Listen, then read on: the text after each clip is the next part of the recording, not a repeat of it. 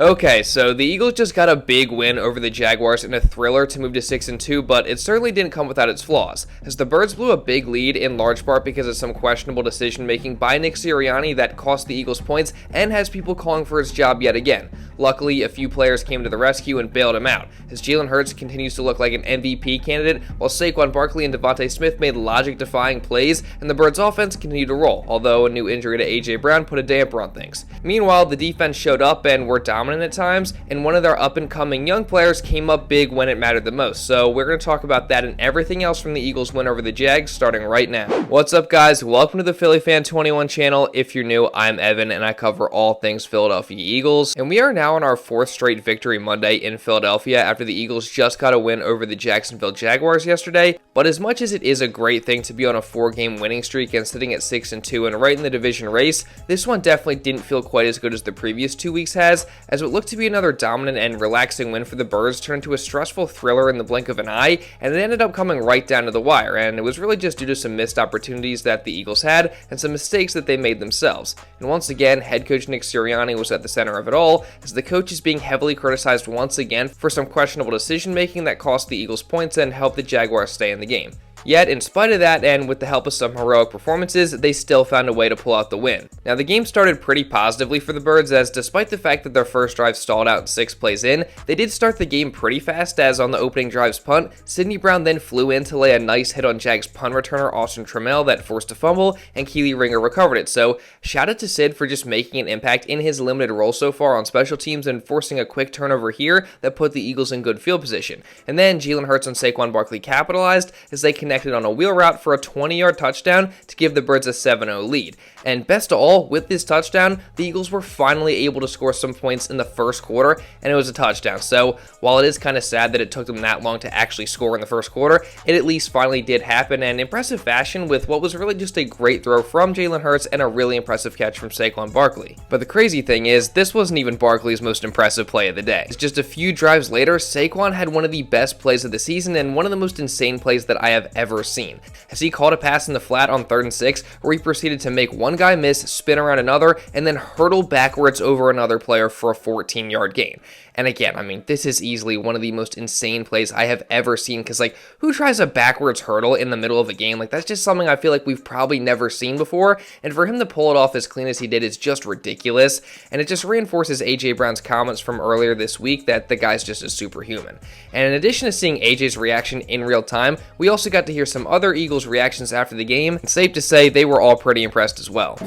Crazy, I ain't never seen nothing like it. Yeah, I ain't gonna lie. I felt like a fanboy for a quick second. I had to snap back to who I was, but I was like, yeah, that was crazy. Man, look at that right there. That right there. He was still up. He wasn't even like diving at him. So, I don't know, man. Some guys are blessed. Some guys got it all. So you're saying you can't do that? Hell no. I've never in my life ever seen a man do that. I don't even know how you plan that in your head. I don't even know how you think of that. But I've never seen a man jump that high at the weight he is and the size he is. It was just incredible. So probably one of the best plays I've ever seen in my life. It was the best play I've ever seen. It was. I'm speechless. Like, it was unbelievable. You know, God has blessed Saquon with some special things, you know, and I really genuinely pray he continues to use those things and the fullness of him, and you know, give him the glory with that, because that's special stuff he's capable of doing. So you know, we just need him to continue to be that type of player. Hurts is definitely right that God has blessed Saquon with some unbelievable athletic abilities, and we've seen him on display game in and game out this season, and I don't think you can really argue Nick Sirianni when he said that this is the best play he has ever seen, because, I mean, it was just unreal. So drop a like down below for Saquon making this insane play. And the other thing about this play was that it was very important at that moment in the game, as it kept the drive moving and it eventually led to points, as a couple plays later, the Birds kicked a field goal and went up 10-0 in the second quarter. And while, of course, we do got to commend the offense and also Sidney Brown on special teams for helping to build that lead, we definitely cannot forget about the defense, as they were lights out once again to start this one. Josh Sweat had a big sack early on a 3rd down to force a punt. Cooper DeJean had great coverage on a 4th and 1 that forced an incompletion and a turnover on downs, and just overall, we were seeing more of the dominant, complementary football that we had seen from the Eagles these past couple of weeks. However, midway through the second quarter, we did get our first glimpse of the problems that would end up haunting the Eagles later in the game, as the Birds got stopped and were put in a 4th and 3 situation at the Jaguars' 22-yard line, and instead of taking the points and making it a 13-0 lead, Sirianni opted to go for it, and they didn't get it, as a Jalen Hurts pass over in the middle to A.J. Brown was placed probably just not quite far enough out in front of him, and the defender was able to make a play on it and force a turnover on down. So this was certainly a questionable decision by Nick Sirianni, as it cost the Birds 3 points in this situation, and it was just one of many such decisions as the game moved forward. Now, a couple drives later, the Eagles defense continued their awesome first half performance by creating their first takeaway, as a Trevor Lawrence pass bounced off the hands of Travis Etienne and popped up into the air, and linebacker Zack Baun made a great play on the ball to dive for the interception. And this was really just one of a number of great plays that Baun made in this game and in this first half, as he was racking up the tackles in this one, and this interception put the Birds offense in great field position, and they capitalized as Jalen Hurts made some good plays to get the Birds down closer to the end zone, and then Saquon Barkley made up for a would-be touchdown by Johnny Wilson that was called back due to OPI, as on 3rd and 17, he took a slightly delayed handoff and he hit the gas and just took it all the way in for the score. And after the game, Saquon talked about this play, and he specifically gave credit to Kellen Moore for it being a great play call. That's a play that we kind of installed last week, and it's caught at the right time. Shout out to Kellen. And my mindset was, once it happened, sometimes you get caught up in trying to set it up. My mindset was just zoom, go, make it a foot race, and put it up against the end zone, get some points. Yeah, personally, I'm going to have to agree with Saquon because I also thought it was a great call from Kellen Moore, as it clearly caught the defense off guard in that situation, and it was also a play that had a low amount of risk and still pretty much guaranteed points on that drive, but obviously also credit to Saquon for making another awesome play and getting into the end zone right before the half. Unfortunately, though, the Eagles didn't end up making it a 3-score game here, as an offsides on the extra point by the Jaguars led to the Eagles going for 2 with the brotherly shove, but the Jags surprisingly stopped it, leaving fans to once again question Sirianni's decision here, as this failed attempt left another point off the board. But all things considered, it was still a pretty great first half for the Birds, as they were up 16-0 and all 3 phases of the game had showed up to play, and it looked like they were well on their way to another easy victory. However, the Birds did get some pretty bad news coming out of halftime, as A.J. Brown came out of the locker room with the team to begin the third quarter, but then went in again before the offense even came out onto the field, and it was then reported that he was questionable to return with a knee injury before he was later ruled out in the game. And after the game, Nick Sirianni was asked about A.J. Brown's injury, and shocker, he really didn't give us much of an update. Yeah, obviously I'm going to get more information. I haven't met with the medical staff yet, and so I'll get more information here on him. Hope he's okay.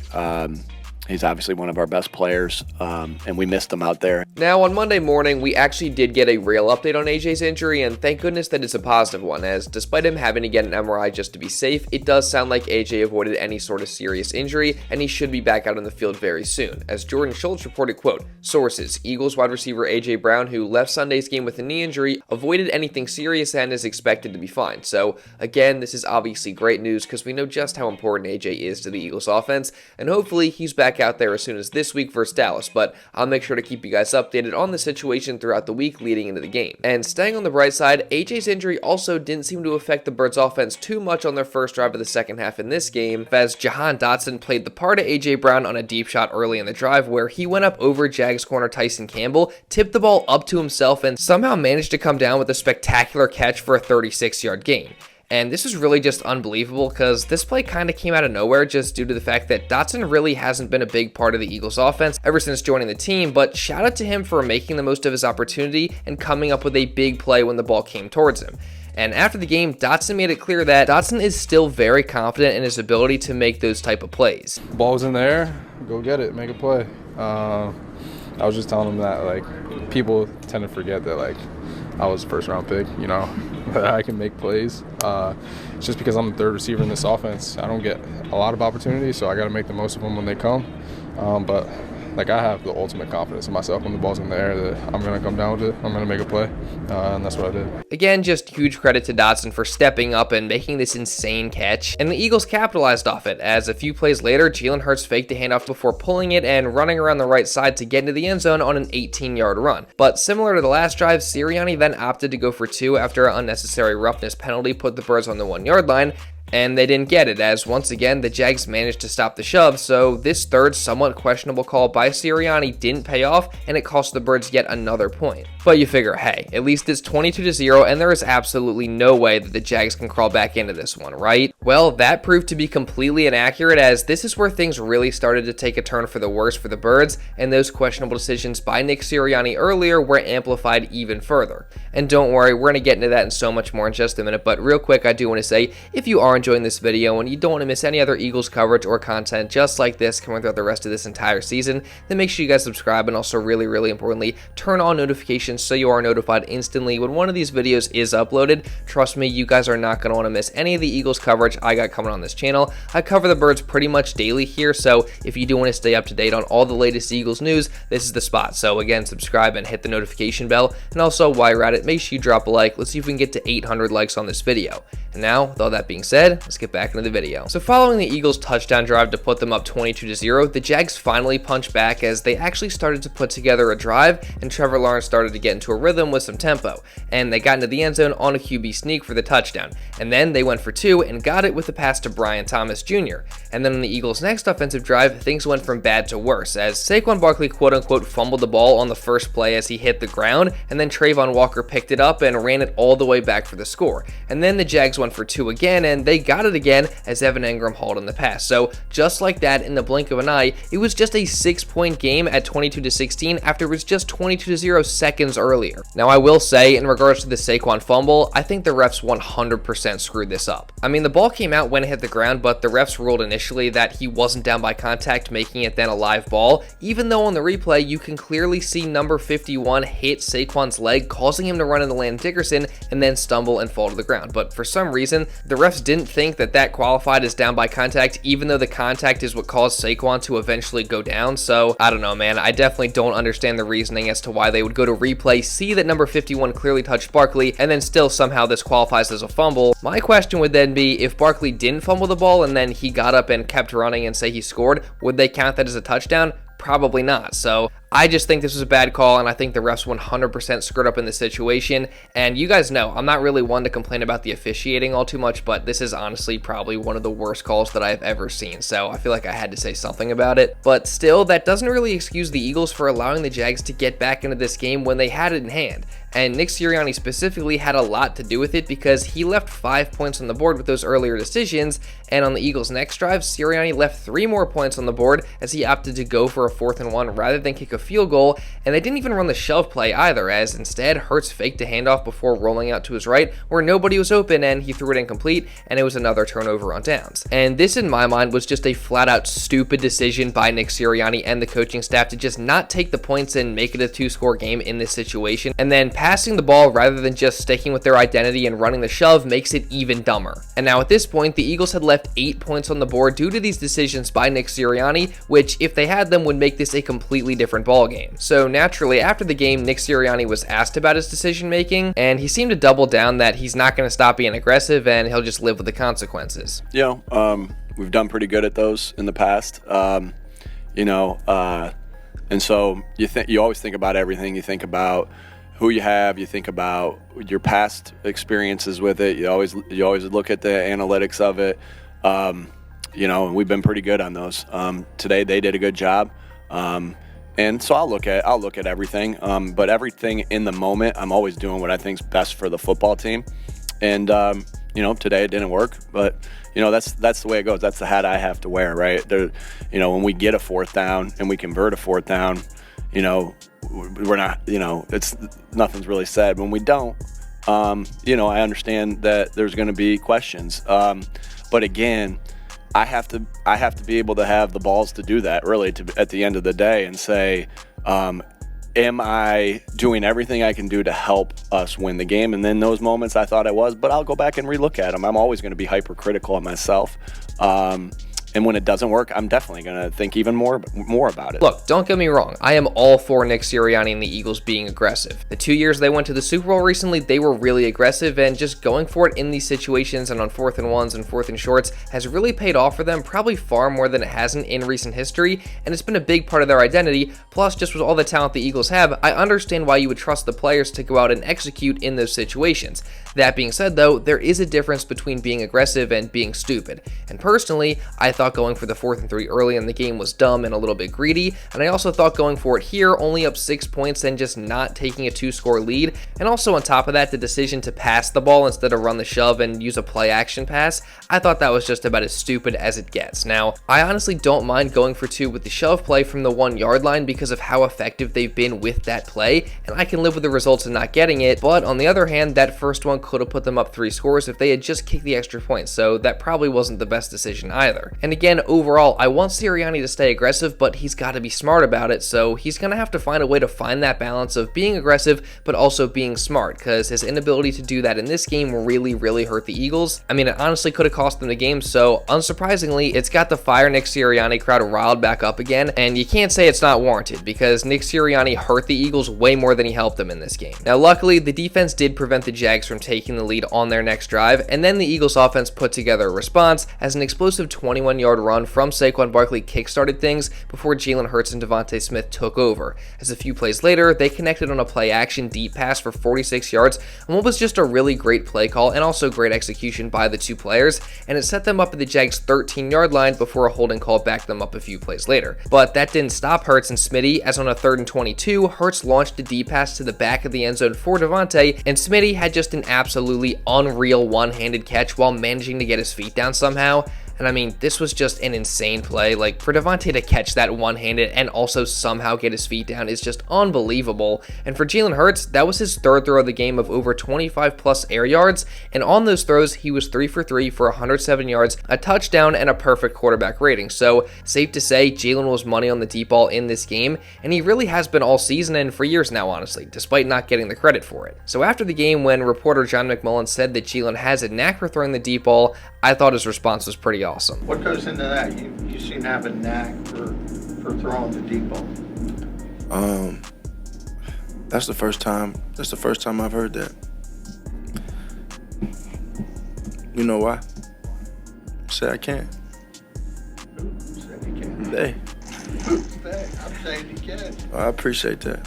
I think there should be no question at this point that Jalen Hurts can throw the deep ball very well, and overall, Hurts' performance in this game was just awesome once again, as he finished 18 for 24 for 230 yards and 2 touchdowns with a 132.3 passer rating, and he also had 297 total yards and 3 total touchdowns, and most importantly, yet again, Hurts did not have any turnovers for the 4th straight week. So shout out to Hurts for playing MVP level football since the bye week, and also shout out to DeVonta for making this absolutely unreal touchdown grab in the 4th quarter to put the Eagles up 28-16. Unfortunately though, the Jags didn't go away after that one, as they punched right back with a touchdown drive of their own to pull the score to 28-23, and a Jake Elliott missed 57-yard field goal gave Jacksonville a chance to go down the field, score a touchdown, and steal a win in Philly. Fortunately though, one Eagles defender decided to play the role of the hero, as after the Jaguars had moved into the red zone, Trevor Lawrence went for it all on a wheel route to Dearness Johnson, and Nakobe Dean climbed the ladder for an acrobatic interception in the end zone to seal the game. And man, what a play this was by Nakobe, as this is not an easy catch by any means for a linebacker to make, but he did it and it won the game for the Eagles. And after the game, Nakobe Dean talked about the play, and he actually revealed that this specific route was something he was extra prepared for, partially because he had gotten beat on it pretty bad early in training camp. It's a play that I knew they had. You know, they got good backs, they can run good routes. I know Saquon scored on it early in the game, a play that was kind of like that from the backfield, study and go. I got beat on it in training camp against Kenny Gainwell. So I had I've seen it quite a bit. I remember from college. Got beat on a couple times in practice too. So I kind of was like waiting on it. It was an opportune time. It was a high red zone. They knew what we was in. They knew 3-by-1 when we at the end of the game. They got the read right, and I just had to make a play. I think we all got to give it up for Nakobe Dean. I mean, this is a guy who was counted out by many after last year, and Eagles fans haven't exactly been very kind to him, but this season he has answered the call, and for the most part, he's been really, really good and has gotten better every single week. So shout out to him for getting the first interception of his NFL career and sealing an Eagles victory with it. And overall, despite the rough moments, I still do got to be happy with an Eagles win. I mean, they're on a 4-game win streak right now. They're 6-2. They had some really great individual performances in this one, and they still looked really, really good at times on both sides of the ball. Now, do they have some things to clean up? Yeah, for sure they definitely do. I mean, it's clear that they got a little complacent and they took their foot off the gas a little bit, especially on defense, and it helped the Jags crawl back into the game, which the players admitted afterwards. And also, obviously, Nick Sirianni's decision-making was very questionable and just flat out dumb at times, and it very well could have cost the Eagles the game. So again, he's just got to be better and find that balance between being aggressive and being stupid. Obviously, this is going to be the talk of Philadelphia for the next week now. And again, it's definitely warranted, but overall, again, I'm just happy with the win. And now they got a big one coming up because it's officially Dallas week, and you guys already know that I'm going to be covering everything leading into that matchup. So again, if you guys don't want to miss any of that, then make sure you subscribe and turn on notifications. And again, also while you're at it, make sure you drop a like to show some support if you did enjoy this video. Again, let's see if we can get to 800 likes today. And also leave a comment down below. What are your feelings after the Eagles' tight win over the Jaguars, and how are you feeling about Nick Sirianni and his decision making in this game? And also, if you do want to watch another Eagles video, you can check this one out right here. And now with all that being said, that's pretty much all I got for this one, guys. So thank y'all so much for watching, and I'll see you in the next video.